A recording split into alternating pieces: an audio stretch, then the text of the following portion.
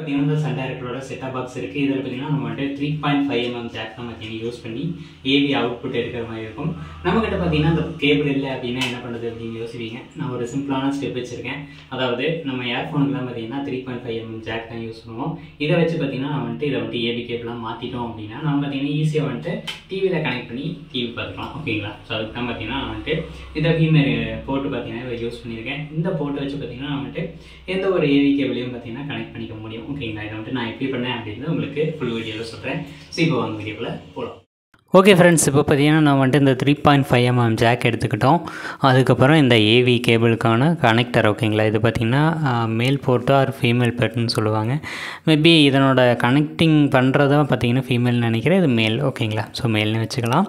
அந்த இதில் பார்த்திங்கன்னா 4 ஒயர் வந்துட்டு சால்டர் பண்ணணும். ஏன்னா எல்லாமே தனித்தனியாக வேணும். ஓகேங்களா? அந்த மாதிரி சால்டர் பண்ணிக்கலாம். அதுக்கப்புறம் அந்த 3.5mm ஜாக்கை பார்த்திங்கன்னா நான் வந்துட்டு இதில் கனெக்ட் பண்ணணும். ஓகேங்களா? இந்த போர்டில் கனெக்ட் பண்ணி எது கிரவுண்டு அப்படின்றத கண்டுபிடிக்கணும்.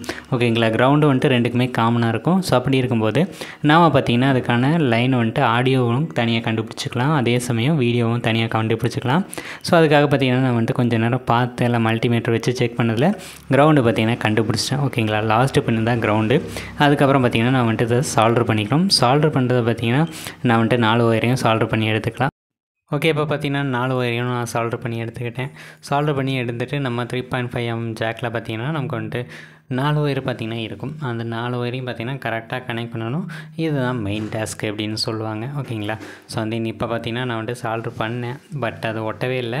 ஓகேங்களா? கொஞ்சம் நல்லா எடுத்து ஒட்ட வச்சதுக்கப்புறம் பார்த்திங்கன்னா அதை எடுத்து நான் கனெக்ட் பண்ணி பார்த்தேன். கனெக்ட் பண்ணதுக்கப்புறம் தான் ஷாக்கிங்கான விஷயம் என்னென்னு கேட்டிங்கன்னா கடைசியில் சொல்லியிருப்பேன் என்னது அப்படின்னு. ஓகேங்களா? அது இப்போ பார்த்திங்கன்னா நம்ம வந்துட்டு சிம்பிளாக இதை எடுத்து அப்படியே லைனுக்கு லைனு ஒயருக்கு ஒயருன்னு கனெக்ட் பண்ணுறோம். ஓகேங்களா? இதுதான் கான்செப்ட்டு. ஓகே ஃப்ரெண்ட்ஸ், இப்போ பார்த்தீங்கன்னா நான் வந்துட்டு இந்த இதை வச்சு ட்ரை பண்ணி பார்த்தேன் ஒர்க் ஆகுதா இல்லையான்னு. பட் என்ன பிரச்சனைன்னு கேட்டிங்கன்னா ஒர்க் ஆகலை அப்படின்னு தான் சொல்லணும். ஏதோ சில விஷயங்கள் மிஸ் ஆகுது. ஸோ அதை பார்த்து நம்ம சரி பண்ணணும். சரி பண்ணிட்டு அதுக்கப்புறம் பார்த்திங்கன்னா ஒர்க் ஆகுதா அப்படின்னு செக் பண்ணி பார்க்கலாம். இப்போதைக்கு நான் பார்த்திங்கன்னா அதை மட்டும் வச்சு டெஸ்ட் பண்ணேன். பட் பார்த்திங்கன்னா நமக்கு வந்துட்டு 3.5mm ஜாக்லேருந்து அவுட்புட் பார்த்திங்கன்னா வருதா இல்லையா அப்படின்னு கண்டுபிடிக்க முடியல.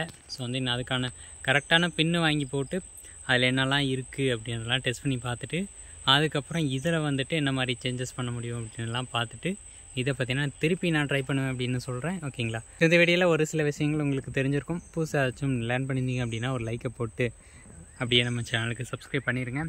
Bye bye.